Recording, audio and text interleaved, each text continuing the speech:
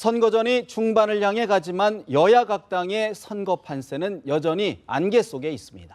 수도권은 물론 여야의 전통적 표밭에서마저 예측 불허의 혼전이 펼쳐지고 있어 누구도 결과를 점치기 어려운 상황입니다. 이런 가운데 일각에선 돌발적 악재들이 일순간에 선거판을 망치지 않을까 전전긍긍하는 모습도 보입니다. 황장수 미래경영연구소장, 정태원 변호사, 서양호 두문정치전략연구소장, 이종훈 정치평론가 모셨습니다. 네 분 어서 오십시오. 안녕하세요. 이제 선거가 꼭 9일 남았습니다. 9일 남았는데 말 그대로 저희가 좀 말씀드렸던 것처럼 참 판세를 예측하기 어려운 그 현국인데 각 당의 이야기를 좀 저희 들어봤는데 지금 저희들이 이제 컴퓨터 그래픽 화면으로 준비를 했는데 여야가 주장하는 우세 지역이 지금 새누리당 같은 경우는 82곳, 82곳, 더불어민주당은 35곳, 국민의당은 20곳, 지금 이제 110곳 안팎인데 황 수사님 그렇다 그러면 나머지 한 100여 곳, 지금 이제 지역구가 253석 아닙니까? 그중에 한 120, 30곳 도대체 어떻게 지금 안개 속인 겁니까? 지금 여야가 자당이 우세하다고 주장하는 저 지역에도요, 홈그라운드부터도 좀 문제가 있다고 봅니다. 우세하지 않은데 우세하다고 우기는 부분도 있기 때문에 실제로 저는 한 130곳 이상이 혼전 중이다. 예. 그리고 남은 열흘간의 지금 시간이 열흘도 아니죠. 이제 한 9일 남았는데 짧은 시간이 아니라 굉장히 긴 시간이라서 또 다른 흐름이 생길 수도 있다. 이런 부분인데요. 최근에 가장 주목해야 할 부분은 수도권 특히 서울에서 여당의 지지율이 일주일 사이에 한 7, 8%가 빠졌다. 그리고 서울에서 더민주와 새누리당의 지지율이 뭐 역전되거나 거의 비슷해졌다라는 주장이 여러 가지 조사를 통해서 자주 나오고 있습니다. 네. 이런 부분들이 일정한 추세라면 남은 기간에 새누리가 굉장히 불리해질 수 있기 때문에요. 이 관건이 이제 서울을 넘어서 경기, 인천으로 퍼지면서 이번 총선 판도에 단일화에만 주목하고 있다가 단일화가 되지 않아도 새누리가 야당의 어떤 이 지지자들의 적극적인 투표 참여와 또 그것에 의한 자연적인 어떤 단일화 선택 투표를 통해서 어떤 일들이 좀 생길 수 있지 않는가 이렇게 보이는데요. 새누리당이 수도권 선거에 대해서 지난 일주일간 이 유세를 하는 걸 보면 수도권의 지지율을 떨어지게 만들었던 그 장본인들이 뭐 업어주고 이러는데 그런 형태로 유세를 해서는 안 되고요. 매우 심각하게 이 사태를 받아들여야 할 것으로 보입니다. 지금 뭐 새누리당 김무성 대표는 과반도 간당간당하다 이런 표현까지 했는데 이 박사님 어떻게 보셨습니까? 그럼에도 불구하고 저는 새누리당은 약간 엄살을 좀 피고 있다 이렇게 생각을 합니다. 그러니까 어찌됐건 그 수도권 지역은 야권 분열 양상이라고 하는 것이 지금 해결이 안 된 상태 아니겠습니까? 후보 단일화 논의도 이제 별로 진전이 없는 상황이고요. 이런 국면으로 가자면 새누리당이 이제 우세할 수밖에 없겠죠. 다만 이제 변수라고 한다면 이제 후보 단일화가 이제 추가적으로 이루어질 수 있는가 그거 하나 하고 또 다른 변수라고 한다면 국민의당이 그야말로 새누리당에 대한 뭐 여러 가지 실망감 때문에 그 중에 일부 보수층의 일부를 좀 흡수함으로 해가지고 새누리당하고 더불어민주당이 혼전세를 빚거나 아니면 더불어민주당이 살짝 유리해지는 국면 이런 정도를 우리가 예상할 수 있는데 아직까지는 본격적으로 그런 국면이 지금 벌어지고 있다라고 보기 좀 힘듭니다. 그러니까 새누리당이 예를 들어서 뭐 추가적인 악재가 불거진다 그러면 그럴 수도 있겠으나 뭐 제가 보기에는 그럴 가능성은 상대적으로는 희박하다. 오히려 그 더불어민주당 쪽에서 그 최근에 약간의 논란이 좀 벌어지기도 했는데요. 막말 논란. 그러니까 그런 쪽에서 사실은 막말 논란이 추가적으로 불거질 가능성이 좀 더 높기 때문에 현재 국면에서는 역시 새누리당답게 좀 엄살을 피는구나. 엄살이다. 이렇게 생각합니다. 사실 근데 오늘 여론조사 결과를 보니까요, 정 변호사님. 사실 지금 수도권 전반적으로 대통령하고 여당의 지지도가 좀 하락세이고요. 그렇습니다. 야당이 약간의 소폭의 상승세란 말이죠. 이런 민심, 여론 흐름은 어떻게 파악하십니까? 결국 이제 새누리당이 이제 공천 파동, 그다음에 또 심지어 존영 사건 이런 걸 통해서 결국 그 새누리당이 자기 계파 싸움만 하는구나 그런 데에서 오는 보수층의 실망감 그런 것들이 이제 이번 그 여론조사의 지지율 하락으로 나타난 걸로 보이고요. 이제라도 새누리당이 정신을 차리고 이제 한 몸이 되어서 국민들에게 그야말로 안보정당, 경제정당으로서 국립민복을 위해서 일한다는 그런 이미지를 심어준 게 중요합니다. 지금 보도에 의하면 권성동 본부장 같은 경우에 이번에 자체 여론조사를 했다는데 근데 여론조사 방식이 달라요. 일반적으로 여론조사 회사에서 하는 건 집 전화를 하거든요. 네네. 근데 젊은 사람들이 집 전화 안 받지 않습니까? 그래서 청년층들의 이제 그 지지도가 반영이 안 되는데 가중치를 좀 두는 거 아닙니까? 가중치를 둬도 그게 정확하지 않을 가능성이 매우 높죠. 근데 이번에 그 여의도 연구소에서 한 것은 그 안심번호를 이용해 휴대폰으로 했다고 하니까 이 기법에 있어 정확도는 여의도 연구소가 더 높을 수가 있죠. 그래서 그런 점에서 단순한 엄살로 보이지는 않고 다만 지금 말씀드린 대로 새누리당이 한 몸이 돼서 국민들의 새로운 모습을 보이면 그 등을 돌린 보수층이 돌아올 것이고 그렇지 못했으니까 계속해서 싸워가면은 현상 때 그대로 유지돼서 패배할 가능성이 높은 걸로 봐야 됩니다. 네, 서수장님. 사실 야당 입장에서는 여당이 뭐 200석까지 간다. 또 이렇게 좀 이렇게 야당 역시도 좀 엄살을 피우는 것 아니냐 하는 목소리가 있거든요. 어떻게 보십니까? 뭐 아닙니다. 제가 보기엔 여당은 보험금을 노린 나이롱 환자의 엄살 같고요.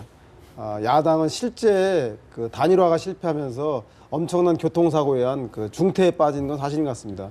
여당은 뭐 아무리 그래도 그 친박 비박 간의 공천 갈등이긴 하나 TK와 PK 지역에서 일시적으로 고정 지지층이 결집하고 있지 않은 상황은 있으나 아마 투표율이 다가올수록 결국은 고정 지지층들이 결집해서 새누리당은 현재 그 의석수를 웃도는 지지율을 가져올 것 같고 더불어민주당은 삼중고 수도권의 박빙 지역에서는 새누리당에게 뺏기고 네. 비례대표와 관련해서는 그 김종인 대표의 개혁성에 대한 실망을 한 젊은 층들이 그 정의당을 지지하고 그리고 호남과 수도권 지역의 전통적 야권 지지 지역에서는 더불어민주당으로 표가 결집되지 않고 그 호남표를 가져가는 이런 삼중 국민의당, 정의당, 새누리당의 삼중고에 의해서 저는 더불어민주당이 그동안의 민주화운동 세력과 지역 호남 지역 세력이라고 하는 전통적 지지 기반이 모조리 좀 상실될 정도의 네. 위기에 빠진 환골 탈퇴냐 아니면 그 자멸이냐의 길에 아주 중대한 기로에 놓였다고 생각이 좀 듭니다.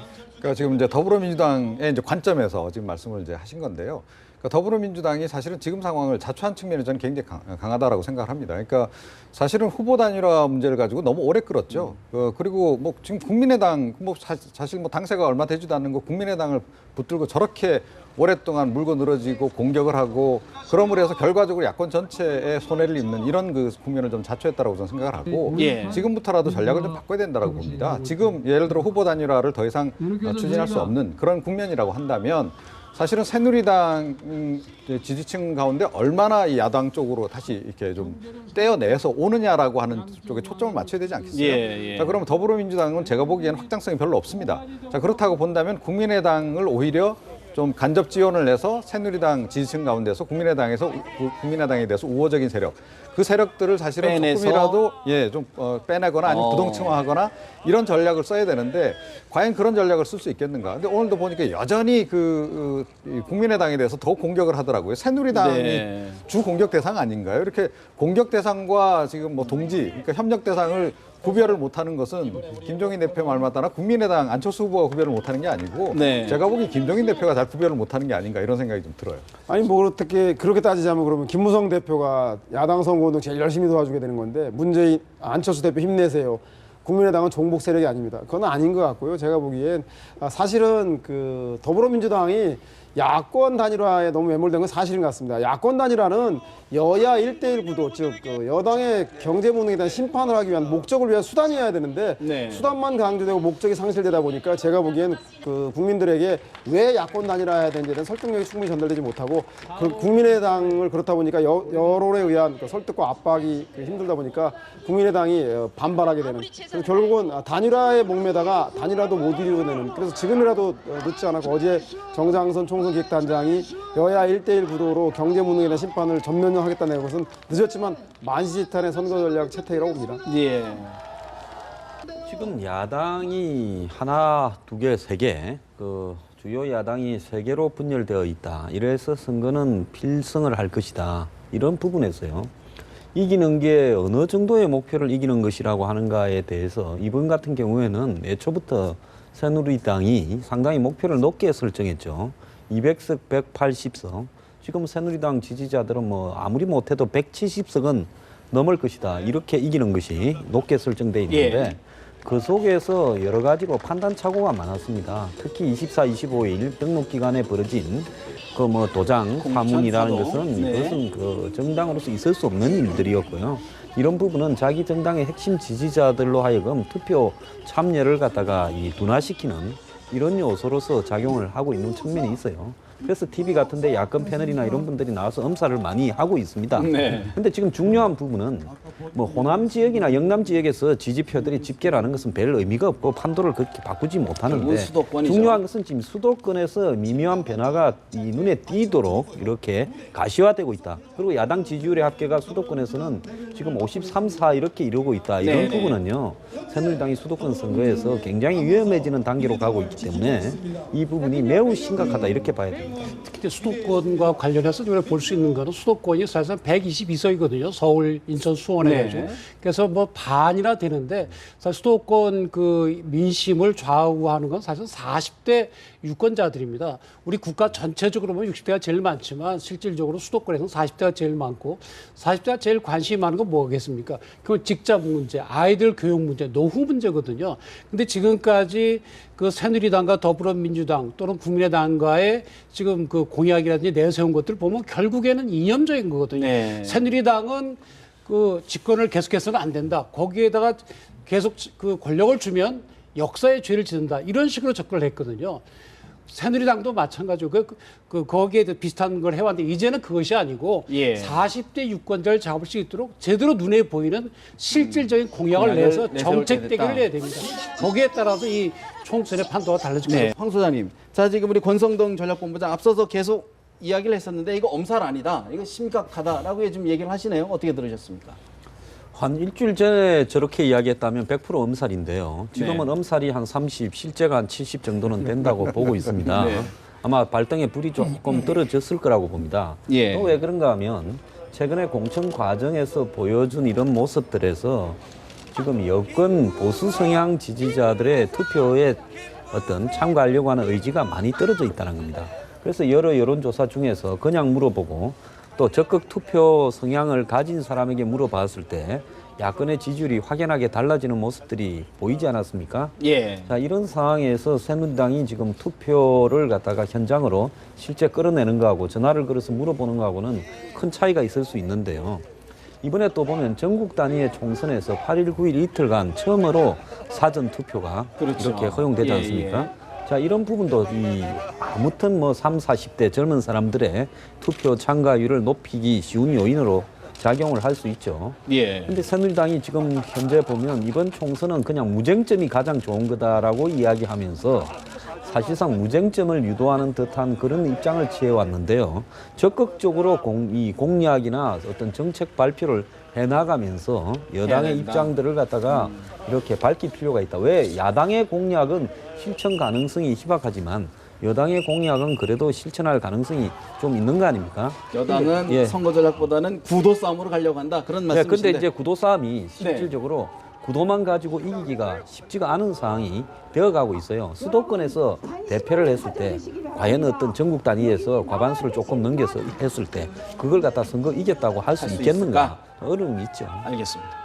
저는 그래도 여전히 좀 엄살이 심하다라고 생각을 합니다. 그러니까 조금 전에 이제 그 한 10% 정도 지지율에서 좀 감하고 봐야 된다라고 말씀하셨는데 제가 보기엔 10% 정도 엄살을 지금 부리고 계시는 거 아닌가 이렇게 생각을 하고요. 현재 사실은 구도대로 그대로 간다면 제가 보기에는 180석입니다. 다만 탈당해가지고 좀 무소속 출마한 사람까지 포함해서 180석 정도라고 저는 보고요.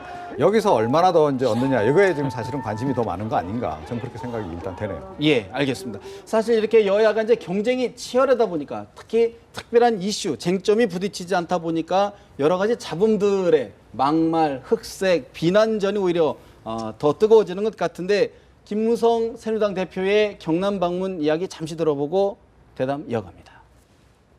분당시켜놓고는 본인이 비판 안 받으려고 뒤로 숨어버리고 김종인이라는 영감님 한번 모셔가지고 지금 실체도 없는 경제 민주화만 외치면서 실제로는 세금 폭탄 전도사이자 국민연금 파괴자라는 사실을 우리 국민들에게 널리 알려야 하겠습니다. 김무성 대표, 김종인 영감님 모시고 왔다. 세금 폭탄 전도사다. 참 뭐 어떤 맥락에서 했는지는 저희도 다 들어보진 않았지만 저 말만 들어볼 때는 논란이 있을 수도 있어 보이는데. 그렇죠. 그런데 저게 우연한 실수면 그래도 뭐 이해가 가는데 김무성 대표 누굽니까? 김영삼 대통령으로부터 정치를 배운 정치 구단 아니겠습니까? 그리고 당 대표인데 제가 보기엔 막말 저런 원색적인 야당 비방 의도되고 계획된 말이기 때문에 더 그렇습니다. 여당이 일관되게 선거가 어렵다고 하는 것도 사실은 여당의 경제 정책을 가지고 승부하겠다기보다는 엄살을 부려서 고정 지지층을 결집시키겠다. 네거티브를 여당이 앞장 세우면 야당도 이해 질세라 네거티브 공세를 할 수밖에 없는데 그렇게 여야가 네거티브 막말 공세를 하게 되면 선거가 혼탁해지고 결국은 고정 지지층을 결집하는데 부동층들은 다 선거판을 이탈하게 됩니다. 예. 따라서 야권 분열의 어부지리를 얻을 수 있는 새누리당에서는 51%의 과반 득표가 아니라 35%의 40%의 여당 결집만 되고도 선거에 이길 수 있다. 왜? 야권이 분열됐기 때문에 철저하게 여권 고정지지층을 상대로 한 의도되고 계획된 막말. 그래서 김무성 대표의 막말은 더 위험하다고 판단합니다. 예. 사실 청 변호사님, 김무성 대표가 이제 야당 찍어주면 개성공단 통해서 또 돈 들어간다 이런 안보 이슈까지 제기했단 말이죠. 예, 그렇죠. 이제 경제 정당, 안보 정당을 강조하는 건데 표현은 좀 거칠었지만 내용 자체로만 보면은 상대당의 어떤 그 방향에 대한 비판이기 때문에 내용 자체는 별 문제가 없는 걸로 봅니다. 오히려 문재인 대표 같은 경우에는 그 새누리당이 다수 의석을 차지하면 역사의 죄를 짓는다. 이건 표현 자체는 거칠지가 않는데 그 뒤에 숨는 콘텐츠는 굉장히 이건 헌법 문제까지 일으킬 수 있는 그런 문제거든요. 그런 점에서 이제 김무성 대표가 좀 표현을 좀 다듬을 필요는 있는데요. 사실 지금이라도 지금 더불어민주당 입장에 어떻게 보면 지금 김종인 대표가 경제 정의라든지 경제 민주화를 많이 강조하시는 거 아닙니까? 예. 그렇다고 한다면 새누리당은 경제 민주화에 맞서는 그야말로 국민에게 도움이 되는 그런 정책을 해나가겠다. 그렇게 표현하면 될 걸로 보이고요. 표현 자체는 좀 다듬었으면 예. 좋겠습니다. 사실 지금 더불어민주당이나 지금 사실 지난주에 주진영 부실장이 좀 또 막말 비슷한 논란이 있었는데 이번에는 국민의당이 또 헛발질을 하는 것 아니냐는 느낌이 드는데 이 박사님, 예. 사실 지금 권은희 지금 후보하고 의원하고 지금 이렇게 저격수 논란도 있었고 네. 또 이은자 전 정무부시장도 또 논란이 있었어요. 이런 막말 어떤 흐름을 어떻게 봐야 될까요? 글쎄요, 이제 어찌됐건 선거 전략 차원에서 좀 이렇게 눈에 띄는 뭔가를 좀 이제 하고 싶은 그런 욕구가 있는 거죠. 권은희 의원 대표적인 게 저기 좀 논란이 좀 되고 있는데. 그렇죠. 지금 화면으로 좀 나름 나오고 이제 있는데, 태양의 후예를 좀 패러디해가지고 본인이 요즘 뜨고 있는 특전사 요원으로 이제 변신을 하신 겁니다. 네. 자, 그런데 이 특전사 요원의 저격 대상이 대통령이라는 게 좀 문제인 거죠. 특전사는 사실은 대통령이 지금 최고 통수권자 아닌가요? 그러니까 그런 점에서 이제 논란의 여지가 있는 거고, 그리고 역시 선거에 지금 박근혜 대통령이 직접적으로 개입해서도 곤란하지만 예. 박근혜 대통령을 너무 끌어들여도 곤란한 겁니다. 그런데 제가 보기엔 너무 직접적으로 끌어들인 것이 좀 화근이 되지 않았나 이렇게 여겨지고요. 예. 빨리 좀 국민의당에서 이런 것들은 좀 논란을 잠재울 필요가 있죠. 그런데 제가 보기엔 앞으로 야권에서 정치 경험이 아무래도 상대적으로 적다 보니까 네. 이런 막말 파문이 조금 추가적으로 일어날 개연성이 좀 높다 이렇게 생각합니다. 황 소장님, 사실 이은자 정무부시장 같은 경우에는 사실 이게 약간 지나간 농담처럼 비쳤지만 여자 스커트하고 발언은 짧아서 좋다 이런 말로는 어떻게 보셨어요? 좀 유치하죠. 그리고 또 좀 예를 들어서 이 논란이 될 만큼의 수준이라도 좀 갖췄으면 좋겠는데 그런 수준도 못 갖춘 거 아닙니까? 그래서 지금 현재 이 나서서 유세를 하는 사람들이 예. 말 실수로 저렇게 막말을 하는 게 아니라요. 매우 계산되고 의도적으로 막말을 하는 겁니다. 왜냐하면 저런 막말들이 선거법 위반으로 해서 처벌을 받는 부분도 아니고요. 어쨌든 자기가 그런 말을 했다라는 게 언론에 보도가 되어서 대중의 해자가 되고 또 그런 막말에 대해서는 그 당의 열성 지지층 같은 경우에는 그런 막말들을 SNS에 퍼뜨리면서 본인이 마치 좀 스타처럼 되는 거 아니겠습니까? 예. 그런 것들을 겨냥해가지고 자연스럽게 하는 부분이 각 당의 위에부터 밑에까지 지금 쫙 번지고 있어요. 네. 그건 기왕에 막말을 하려면 좀 본질적인 문제를 가지고 여야가 서로 간에 공격하고자 하는 본질적인 포인트를 가지고 막말을 하면 그건 또 막말이라도 수준 있는 막말인데 기존에 지금 돌고 있는 막말은 본질적인 포인트가 아니라 뭐 대통령에 대해서 뭐 저격한다 이런 건 본질이 아니지 않습니까? 알겠습니다. 비본질적인 막말이 있다는 것이 문제죠. 노이즈 마케팅 아니냐라는 제기를 하셨는데 사실 김무성 대표가 이번 주말 경남 부산 유세에서 더 큰 정치를 하겠다 또 큰 뜻을 밝히셨어요. 김무성 대표 저희도 오늘 발언을 자주 듣는데 김무성 대표 이야기 다시 한번 들어보겠습니다. 이번 선거가 끝나면은 이제 당 대표는 그만두려고 합니다. 이제 더 큰 정치 해야 되지 않겠습니까, 여러분? 이번에는 진짜 여러분들이 영도 국민들이 김무성 대표님을 완전히 큰 인물로 만들어 주셔야 합니다, 여러분. 김무성 대표 자 이제 큰 정치 하겠다 이게 뭐 직접적으로 얘기를 안 했는데 듣는 사람 입장에서는 이거 대통령 선거 본격화하는 거 아니냐라는 말이 나올 수밖에 없는데 국민들이 다 알고 있는 거 아닙니까? 그 가셔도 이제 뭐 영도는 뭐 2년 뒤또는 4년 뒤에 이제 젊은 후진들에게 물려주겠다고 얘기를 했고요. 또 그러다 보니까 또 그 말씀하시면서 또 경쟁자로 보이는 문재인 대표에 대한 뭐 공격도 하고 했었고 그래서 당연히 예상했던 것이고 그러니까 하여튼 그 뭔가 자신의 비전을 보이는 건 좋은데 조심하실 게 진짜 막말이거든요. 막말이 보면 예전에 우리 돌이켜 보면 정동영 의원 같은 경우에 노인 폄하 예. 발언해가지고 그 비례대표 사퇴하셨고요. 또 김용민 후보 때문에 또 야당이 아주 여러 곤욕을 좌석을 치고. 손해를 예. 봤죠. 그래서 특히 지금 SNS 시대이기 때문에 조심을 해야 돼요. 특히 그 타겟이 노인이라든지 여성이라든지 청년이라든지 뭔가 사회적으로 약자에 해당되는 그런 대상을 그 언급할 때는 이게 부정적인 파급 효과가 엄청납니다. 물론 막말하면 속이 시원하죠. 듣는 사람도. 그렇게 하나 그 엄청 후폭풍이 있을 수가 있기 때문에 다 조심하셔야 될 걸로 보이고요. 지금 뭐 김무성 대표께서 이렇게 대권 선언은 아니지만 그런 비슷한 말씀을 하셨는데 문재인 대표도 비슷한 얘기가 나오지 않을까 싶고요. 또 안철수 대표도 조만간 나올 걸로 보입니다. 정해진 수순이다. 뭐 제가 보기에는 현장에서 현장성 때문에 김무성 큰일 할 사람입니다. 그렇게 소개가 되고 또 사무총장을 지금 벌써 몇 사람한테 사무총장 시키겠다고 네. 공약을 하는 그 소위 말해서 어음 부도수표를 날리고 있는데 저는 그 뭐 현장 분위기 때문에 그럴 수 있다고 보는데. 김무성 대통령 막 연호도 나왔다. 그래서 인천에서는 김무성 대통령 나와서 김무성 대표가 깜짝 놀라서 입단속까지 했다는 거 아니겠습니까? 영린을 건드린 게 아닌가 싶어서 솔직히 말해서 본심을 들킨 거겠죠. 그래서 깜짝 놀랐다고 하는데 제가 보기엔 그것이 야권이 분열이 예견되는 상황에서도 친박 비박이 어차피 먹는 거 내가 더 먹겠다고 공천 갈등으로 나서서 국민들의 역풍을 받지 않았습니까? 따라서 이번에 야권 문제가 현실화된 이 상황에서 차기 권력 구도를 놓고 제가 보기엔 친박 비박이 조기에 대선 후보 경쟁을 놓고 붙는다면 그것도 총선 한가운데 오세훈은 친박이 밀고 비박은 김무성을 민다. PK는 김무성이고 TK는 뭐 유승민이다. 이런 식의 차기 권력 대선 후보 관련된 논쟁이 그 총선 중에 불거진다고 한다면 이거야말로 좀 회복하기 불가능할 정도의 여권 내 깊은 네. 내상을 안겨줄 게 아닌가. 그래서 그것을 오히려 더 여권은 주의해야 될 것 같습니다. 뭐 이 대권을 나가든 안 그러면 이 이원 집정부제 개헌을 하든 그건 김무성 대표가 분명하게 할 필요가 있다는 겁니다.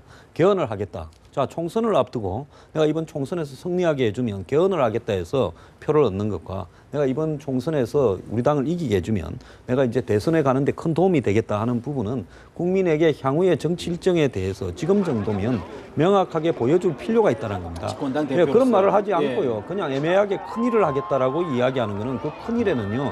이원집정부제 개헌인가 안 그러면 대통령에 출마하는가에 따라서 하늘과 땅만큼의 큰 차이가 있습니다. 여당의 대표가 이런 불확실성을 갖다가 가중시키는데 앞장을 서서 되겠습니까? 그러고요. 지금 뭐 어느 시대인데 민주주의 시대에 대통령 나가고 싶다면 당당하게 나가고 싶다 해야지 관훈 토론이나 유세장에서 다른 막말들을 하면서 본인의 어떤 거치에 대해서 대통령이라는 말을 한마디 입에도 못 올릴 정도면 그런 분이 대통령 되시겠습니까? 회의적으로 평가를 해주시네요. 예. 예.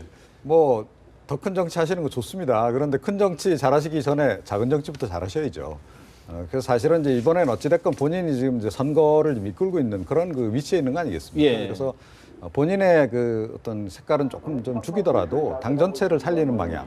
으로 이제 노력을 하시는 게 좋을 것 같고, 저는 그나마 이제 김무성 대표가 그 공천 파문 이후에 약간 좀 평상심은 좀 되찾았다라고 생각합니다. 그런데 저분이 조금 약간 분위기가 좋아지면 살짝 좀 그 속된 말로 오버하시는 그런 이제 감이 없잖아 있는데, 이번에 또 이 이른바 그 증권가의 그 정보지 네. 찌라시 또 들고 읽으시면 곤란합니다. 큰 탈 나시니까 네. 그런 정확하게 정도까지 NLL이라고 정확하게 말씀을 하시는 건 정권가 찌라시라고. 알겠습니다. 사실 그런데 지금 여론조사 결과를 보면 김무성 대표 큰 뜻은 큰 정치를 하고 싶은데 여론조사 결과는 녹록지가 않은 것 같아요. 저희들이 화면 준비해 봤는데 지금 벌써 이게 반기문 유엔 사무총장을 뺀 여론조사 결과인데 문재인, 오세훈, 김무성, 안철수 2순위입니다. 결국 그 공천 파동에서 친박 비박 간의 갈등이 생기니까 친박을 지지하는 유권자들이 비박이 아닌 친박인지 아닌지 모르겠지만 오세훈 후보에게로 이제 밀리는 옮겨간 것으로 보이고요. 사실 저게 뭐 여론이라는 게 아주 들쑥날쑥하는 것이고 반기문 총장께서 대통령 하신 한 말씀 하신 적도 없는데 계속 올라가지 않습니까? 근데 우리나라 정치인들을 보면요. 당신 대통령 할 생각이 없습니까? 그러면 아무도 없습니다 하는 사람 없습니다. 속마음 다 나도 대통령 한번 해야지. 여건이 되면 그런 마음들을 가지고 있는 거거든요. 근데 그것이 과연 시대 정신에 맞고 우리 유권자들이 보기에 그 적절한 분이면 되는 것이고. 근데 문제는 공부를 좀 하셔야 돼요. 앞으로 대통령이 되실 분들은 갑자기 불쑥 바람 불어서 대통령이 되시면 안 되고 대통령이 되시려고 그러면 아는 것도 많아야 되고 리더십도 있고 여러 가지 있어야 되는데 우리 대통령 후보들께서는 평소 공부를 좀 안 하시는 것 같아요. 지금 뭐 특정인 말씀도 그렇지만 문재인 안철수 두 분도 서로 갈등이 있을 때 양초의 난이라고 그러지 않습니까? 양초선 의원의 갈등이다 그랬는데 저 두 분도 이제 대권에 도전하시는 건 좋은데 그렇다 하시면 좀 공부를 좀 하셔서 아 내가 이 나라를 어떻게 끌고 가야 되나 그런 거를 좀 제대로 하시고 비전을 좀 보여줘요. 그렇게 좀 해야 될 걸로 보입니다. 아니 뭐 새누리당 김무성 대표 얘기하다가 또 갑자기 양초까지 나갔는데 저는 뭐 그 김무성 대표 그 미래 권력으로서 현재 권력과 관련된 건 옥새 들고 영도다리 한번 간 거 말고는 그것도 뭐 옥새는 중앙당에 놔두고 몸만 가셨는데 하루 만에 돌아오신 즉 제가 볼 때 김무성 대표 분명히 해야 될 게 지금 현재 오세훈 전 시장이 지지율이 높은 것들에 대해서 되돌아 봐야 되는데 본인이 친박 비박의 갈등의 한 당사자였습니다. 그렇다면 대통령 현재 권력을 계승하는 사람인지 아니면 현재 대통령의 권력을 비판적으로 극복해야 된 비판적 극복자인지에 대해서 자기의 노선을 좀 분명히 해서 유권자들에게 선택지를 좀 분명히 해야 되는 것이 필요한 게 아닌가 그런 생각이 듭니다. 짧게 한 거면 황 선생님 여쭤볼게요. 지금 박근혜 대통령이 워싱턴을 방문했는데 또 반기문 유엔 사무총장과 잠깐 조우를 했습니다. 그걸 가지고도 여러 가지 해석이 나오는데 어떻게 보십니까?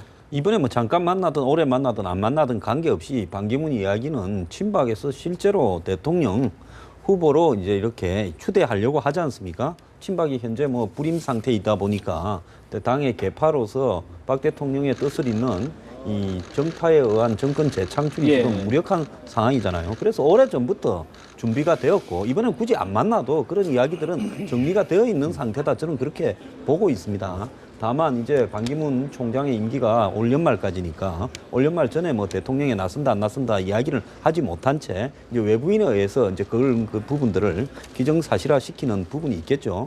이번에 보면 그 성일종 씨라고 성한종 씨 그 경남 기업 회장의 동생 되시는 분이 지금 충남 서산 태안에서 공천을 받아서 거의 뭐 당선의 어떤 안정권에 이렇게 접어들고 있더만요. 이런 부분들을 보면 여러 가지 어떤 그런 계획들이 다 짜여져 있는 부분이 아닌가 저는 그렇게 보고 있습니다. 절차대로 탁탁 가고 있는 것 아니냐 그런 분석이신데 뭐 그런 정도가 아니고 저는 그 반기문 대통령 만들기 프로젝트 기초공사 끝 저는 그렇게 지금 정의를 내리고 싶습니다. 그러니까 조금 전에 그 성한종 전 회장 동생 그 성일종 씨에 대해서 얘기가 나왔습니다만 그것과 관련해서 가장 또 중요한 대목이 윤상현 의원, 그러니까 이른바 친박계 핵심 대통령 정무특보까지 했던 그 윤상현 의원이 충남 그 충청포럼의 회장으로 좀 가지 않았습니까?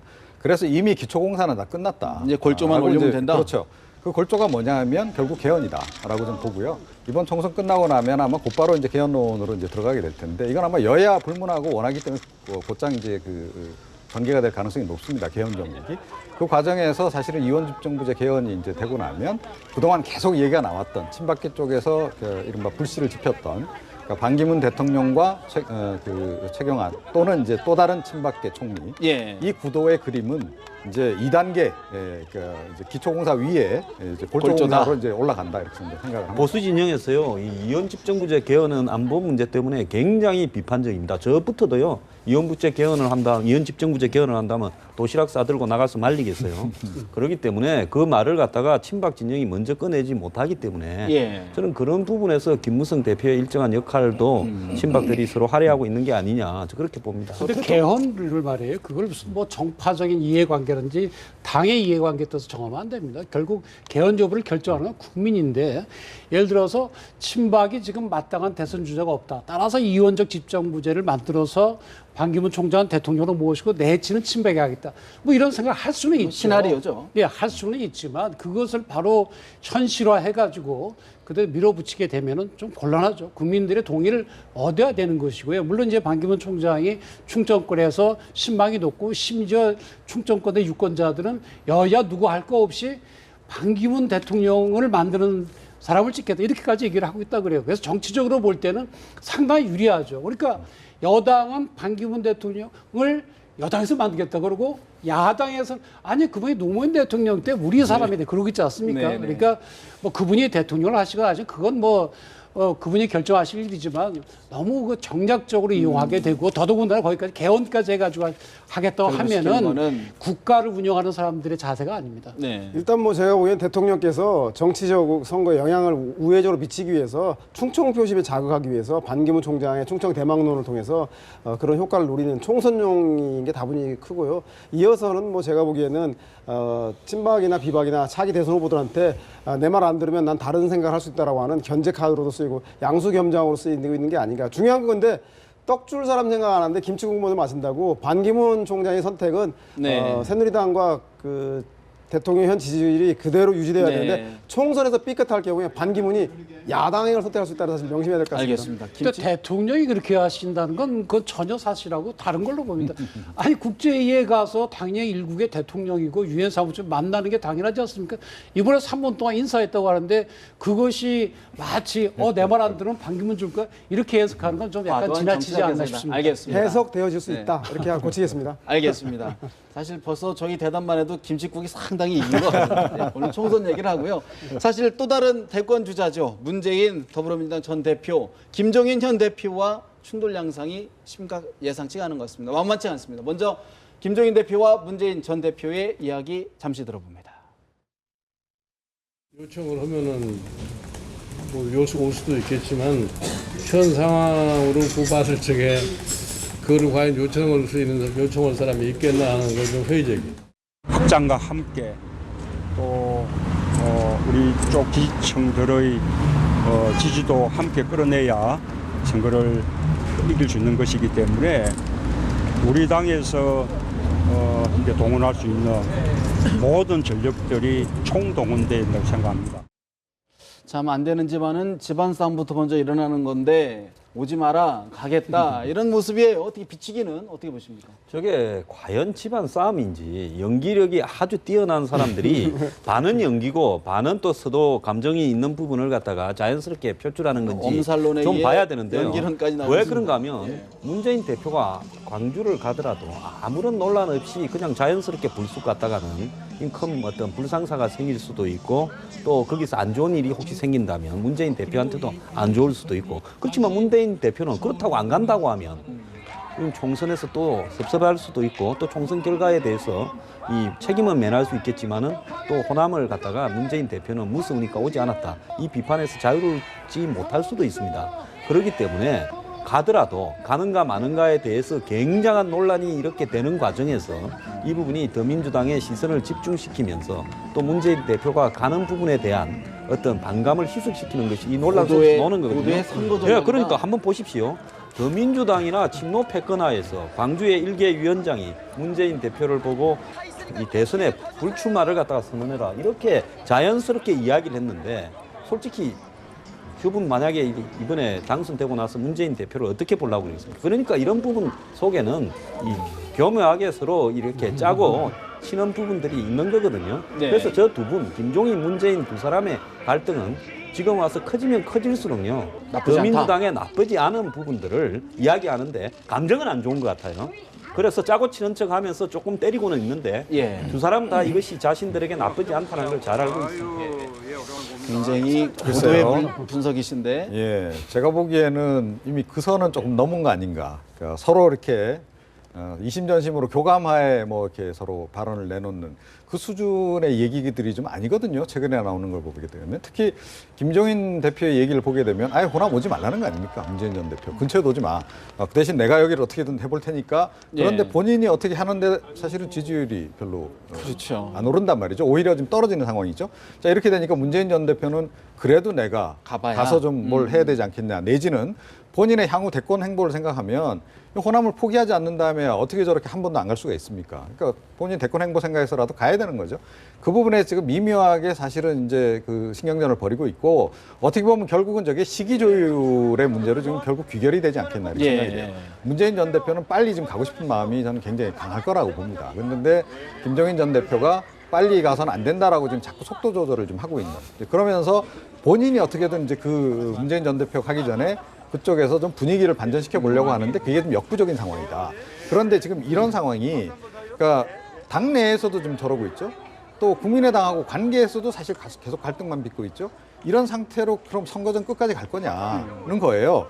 이거 빨리 좀 봉합을 하든지 뭔가 이렇게 그 특단의 어떤 정책 결단을 내리는 그런 것이 필요한데 그 부분도 제가 보기에는 김종인 대표가 역시 선거를 실전 현장에서 많이 치러보시는 경험이 없어서 그런 현장적인 어떤 그런 동물적인 감각 그게 지금 없어서 결단을 좀 못 내리고 있는 상황이 아닌가 큰 생각합니다. 판을 짜는 데는 능수능란했지만 세부적인 그렇죠. 약간 미흡한 것 아니냐. 전 더불어민주당의 내부적인 문제가 이제 드러나고 있는 걸로 보입니다. 지난번 그 비례대표 리스트 때도 나왔지만 결국에 더불어민주당의 최대 주주가 문재인 대표라는 게 확인이 된 셈이거든요. 근데 지금 이제 그 호남에 오지 말라고 말씀하시는데 이 어제 4.3 희생자 추념식 후에 기자간담회에서 김종인 대표 이런 말씀하셨어요. 그러면 문 전 대표의 수도권 지원 효과가 있다고 보느냐?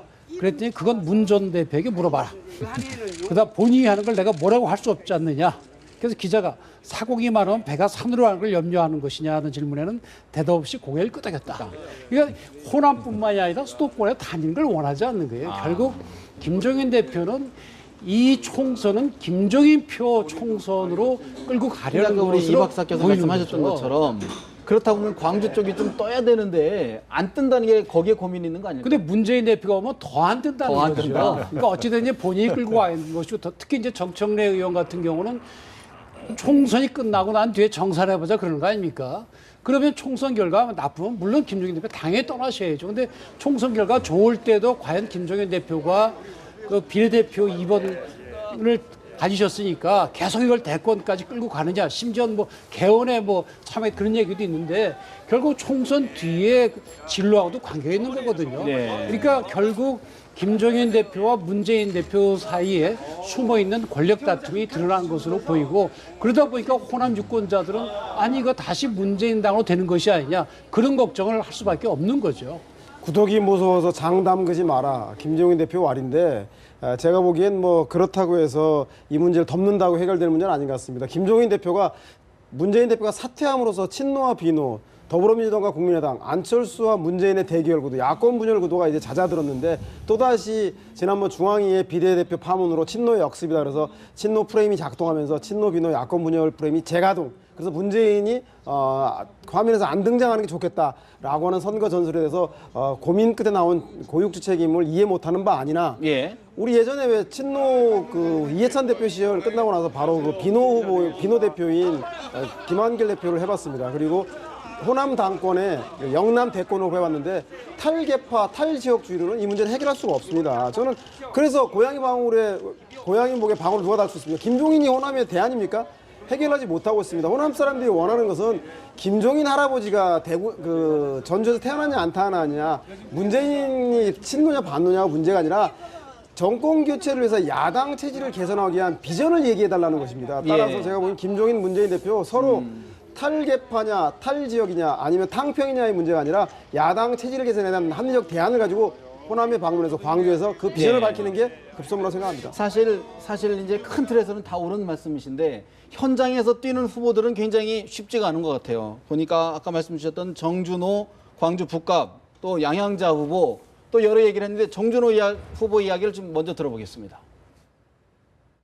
민주당의 뿌리를 흔들고 있는 문재인 전 대표의 대통령 출마 포기 선언입니다. 본인의 선거용 발언으로 이해합니다. 예. 황 소장님, 이것도 지금 정준호 후보 굉장히 좀 그 결의에 찬 이야기를 했어요. 또 양양자 후보 같은 경우에는 문재인 전 대표의 영상도 지워라. 뭐 본인은 아니라고 뭐 했다고는 하는데 이런 것도 다 선거 전략입니까? 아니 양양자를 문재인 대표가 데려왔지 않습니까? 네. 근데 저렇게 이야기를 하겠습니까? 정치 도 이상 있을 수도 없는 거고. 그러니까 전부 한마디로 저희 전략적인 부분인데요. 뭐 저렇게 이야기를 해야 문재인 대표가 그럼 호남을 갈까 안 갈까? 저는 갈 거라 봅니다. 그런데 가는데 저 후보들이 이야기하는 거는 뭔가 하면 고개를 확 숙이고 삼보일배를 하든지 안 그러면 석고대죄를 하든지 하는 형식으로 오라는 겁니다. 그래야 왔다 간 부분에서 예. 그래 이번에 한 번 더 쏘아주자 이렇게 되는 거지요. 만약에 뻣뻣하게 이렇게 잘못 들어오다가는 공항에서부터 또 불상사가 발생할 수 있을 소지가 있습니다. 문 대표가 작년 5월에 광주 한번 갔다가 네. 4월 재보선에서 참패하고 공항부터 굉장히 이 좀 안 좋은 일을 당했지 치렀죠. 않습니까? 예. 그러다 뒤로 나가셨지 않습니까? 아마 저분이 마음이 여린 분이니까요. 아마 그때 이 트라우마가 그 뒤로 이 광주에 가는 부분을 가지고 상당히 고민하게 만들면서 언론에 화제가 되기까지 이렇게 만드는데요. 예. 그래서 아마 문재인 대표는 이런저런 부분을 그래서 좀 고려해서 결국은 문재인 대표가 호남 방문을 합니다. 할 거다. 하는데 언제 할 거로 보십니까? 아마 대략. 제가 볼 때 뭐 지금 선거 아직도 한 9일 남았는데 예.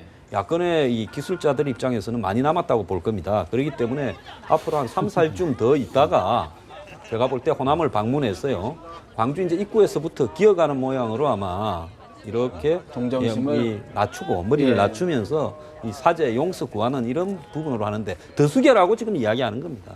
정준호 후보가 삼보일배까지 하면서 친노 비노 대결 구도 극복을 위해서 안간힘 쓰는 거 이해는 합니다만 그런데 광주 호남 민심이 양동시장 가고 5.18 망월동 가서 참배하고 또 사과한다고 해결되겠습니까? 아니 문재인은 무슨 죄를 지었길래 광주 갈 때마다 사과합니까? 저는 그것은 호남 민심을 낮게 보는 즉 친노에 반발하는 비노 감정을 가지고 있는 호남의 그 개파에 편승하는 또 하나의 개파주의 지역주의의 단음 아니다 정준호 후보. 그래서 오히려 그보다는 더불어민주당의 그 신진불가리대 예. 국민의당의 현역 기득권이라고 하는 구도에 충실해야 될 것 같고 그리고 야당의 체질 개선을 위해서 그 야당에 대해서 어떻게 그 비전을 제시할 것인가에 대해서 고민하는 게 낫지 저렇게 친노비노 갈등에 또 하나 편승하는 것은 구시대 정치의 마지막 차를 타는 건 아닌지 알겠습니다. 저는 국민의당 후보가 아닌지 처음에 의구심을 가졌는데 그 마지막 국민의당 차를 안 후보가 타려면 광주 안 가면 됩니다. 아니 뭐라 그래도 내가 대선을 설사 포기하더라도 지역 구도에 극복 안 하겠다, 굴복 안 하겠다 이러면서 아니 호남 안 가면 돼요. 광주에서 대선 주자 1위고 전국의 1위인 사람이 어떻게 힘들더라고 광주를 포기할 수 있겠습니까? 그건 말이 아니 안 지금 되는 뭡니까? 거예요. 아무것도 아니잖아요. 당 대표도 아니고 일개 당원인데 그래도 출마도 안 한 사람이고. 광주에 더불어민주당 후보들이 전패 위기에 있는데 그것을 유력한 대선 주자가 가만히 있을 수 있겠습니까? 그러니까 제가 가면 다 떨어질까 봐 오지 마라 한다는 거 아니에요. 그래도에도 불구하고 위기를 기회로 돌파하는 게 알겠습니다. 리더십이겠죠. 사실 저희가 너무 무거운 이야기만 했는데요. 좀 요즘 태양의 후예가 아주 공전의 히트작 아닙니까? 이 패러디가 본물을 이루고 있다고 하는데 저희가 한번 준비한 화면 잠시 보면서 사실 이게 홍보 전 선거 때만 되면 뭐 굉장히 뭐 음악도 채용하고 많이 하지 않습니까? 이런 것들이 실제로 도움이 됩니까? 아무래도 좀 보탬이 되니까 이제 그렇게 쓰는 거죠. 그러니까 뭐 그 당시에 한창 유행하는 노래를 갖다 주로 이제 그 선거 로고송으로 많이 쓰고 있고 또 이제 요즘에는 그 드라마 영향력이 워낙 이제 크다 보니 특히 태양의 후예는 워낙 또 이 시청률이 높다 보니 당연히 이제 저걸 패러디해서 이제 쓰는 건데요. 근데 이게 잘 써야 되는 거죠. 그러니까 헬기도 아무 때나 띄우면 안 되는 것이고. 지금 저 황진아 전 대표 같은 경우는 파주의 후예다. 그러니까 지금 굉장히 법조인 출신인데. 그리고 이제 보시면 이제 아시겠지만 장군 출신입니다. 그렇죠.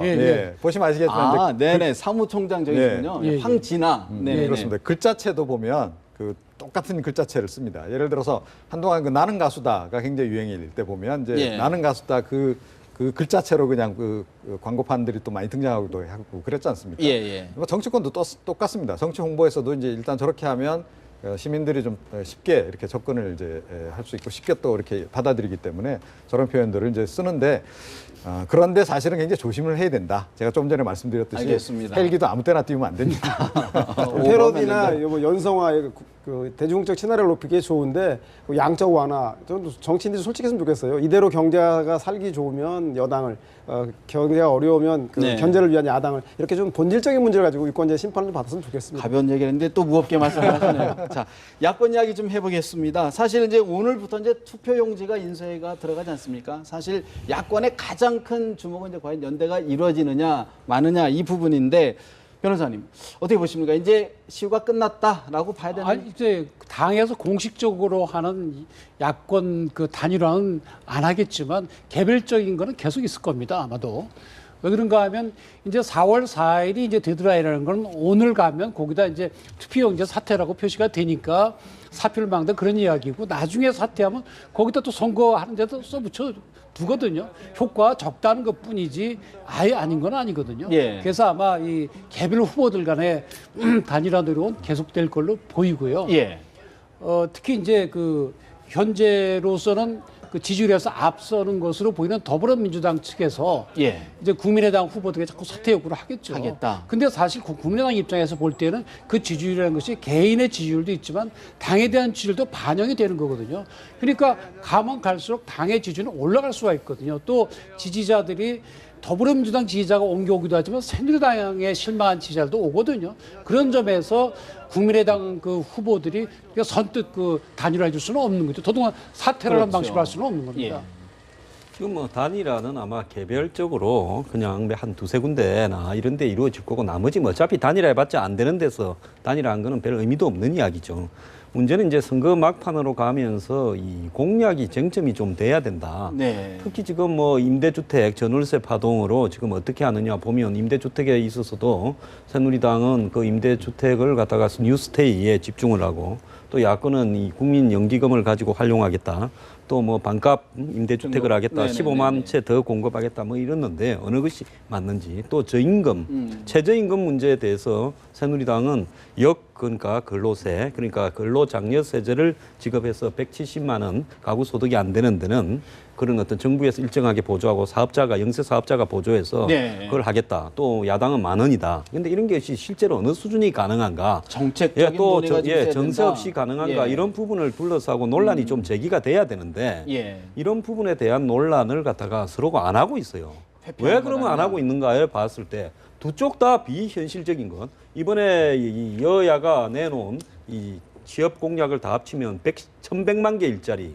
그 여야가 내놓은 복지 공약을 다 합치면 250조가 들어간답니다. 지난번에 보면 재경부 2012년 총선 때 예. 재경부의 박재안 그때 장관이 이런 식으로 파퓰리즘으로 가면 안 된다 한마디 했다가 선관위에 경고를 먹었는데 네. 그래도 그분 용기 있는 알겠습니다. 분이라고 봅니다. 야권 연대를 좀 여쭤봤는데 지금 네. 야권 연대 할 이야기가 없었어요. 제가 좀 보태겠습니다.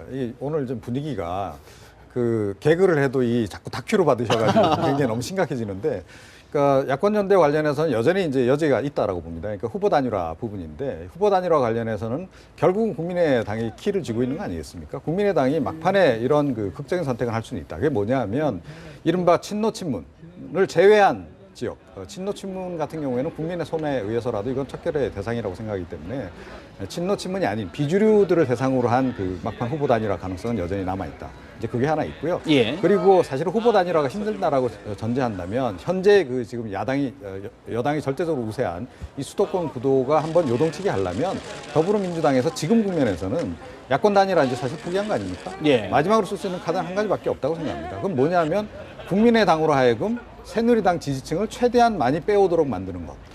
그런 쪽에 이제 전략을 써야 되는데 과연 그 전략을 쓸 수 있을까? 굉장히 고도의 네.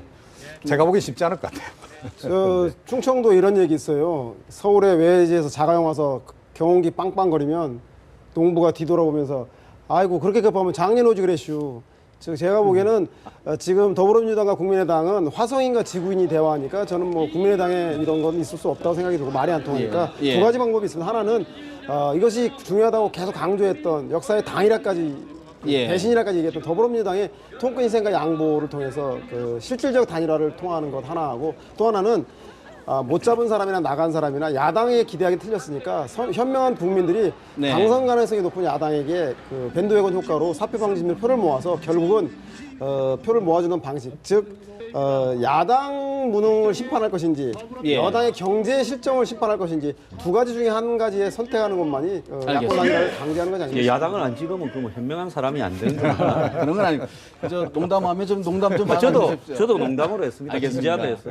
사실 한 가지만 제가 황준에게 좀 궁금해서 예를 들어서 지금 더불어민주당에서는 지금 호소하는 게 사표를 막아달라 이런 이야기를 하고 있고 국민의당에서는 제3의 정당을 만들어달라 이렇게 지금 호소를 하고 있는데 같은 듯 다른다는 얘기죠. 엄청난 결국은 다른 이야기죠. 무슨 걸 궁금하냐면 결국은 호남 민심이 사표 방식으로 인해서 숨은 표심이 결국 드러나는 것 아니냐라는 분석이 있는데 어떻게 보십니까? 야당의 지금 지지자들이 뭐 이 더불어민주당, 국민의당, 정의당 세 개를 놓고 현재로는 자기 취향이 조금씩 다르지 않겠습니까? 취향에 따라 하는데요. 결국 시간이 가게 되면 야당의 적극 투표층은 그 부분을 취향을 조금 포기하더라도 선거 결과를 놓고 할 거라고 보고요. 그 부분이 새누리당이 숨어 있는 10% 사표 부분에, 방지심이 그렇죠. 그 부분에 작동할 것이다. 네. 저는 후보 단일화에 대해서 이제 지금 계속 우리가 당연시 생각하는 게 뭔가 하면 야당끼리의 단일화. 그죠? 그렇게 해서 새누리당의 많은 의석 차지를 막자 이러는데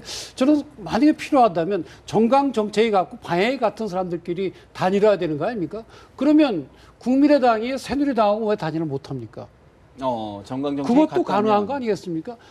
왜 그런가 하면 국민의당 지지자들이 네. 반은 더불어에서 왔고 반은 새누리에서 왔다고 볼 수도 있는 거 아닙니까? 물론 국회의원들은 지금 호남 출신들이 다 많이 와 계시지만 추구하는 바가 양당 정치를 비판하고 제3당을 찾는다고 한다면 네.